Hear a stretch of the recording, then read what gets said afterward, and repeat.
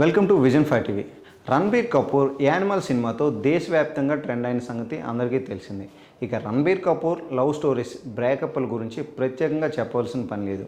Ranbir on screen off screen lover boy ఇమేజ్ను దక్కించుకుంటున్నాడు. సినిమాల్లోకే రాకముందు వచ్చిన తర్వాత రణబీర్ కపూర్ లవ్ స్టోరీస్ బాగానే మెయింటైన్ చేసేవాడని తెలుస్తుంది. ఇక హీరోయిన్లతో అయితే కత్రినా కైఫ్, దీపికా పదుకొనె ప్రేమ వ్యవహారం నడిపించాడు. చివరకు ఆలియా భట్ను పెళ్లి చేసుకున్నాడు. తాజాగా తన బ్రేకప్ల గురించి రణబీర్ నోరు విప్పాడు. నాపై ప్లేబాయ్ ముద్ర వేశారు. డేటింగ్ చేసిన వారంతా కూడా అలానే అన్నారు. న్యూయార్క్లో 3 ఏళ్ళున్నా కూడా ఒక్క అమ్మాయితో డేటింగ్ చేయలేదు. నేను ఎప్పుడు ప్రేమలోనే ఉన్నాను. నేను ఆ టైంలో నా స్కూల్ గర్ల్ ఫ్రెండ్ని ప్రేమించాను. ఆమె నా మనసులోనే ఉంది. ఆమె నా జీవితం అనుకున్నాను. అదంతా అప్పుడు. ఇప్పుడు నా పని మీద నా ఫోకస్. సక్సెస్ఫుల్ యాక్టర్ ఇద్దరితో నేను డేటింగ్ చేసిన మాట వాస్తవం. అది నా ఐడెంటిటీ అయింది. నేను వాళ్ళిద్దరిని చీట్ చేసిన వ్యక్తిగా మిగిలిపోయాను.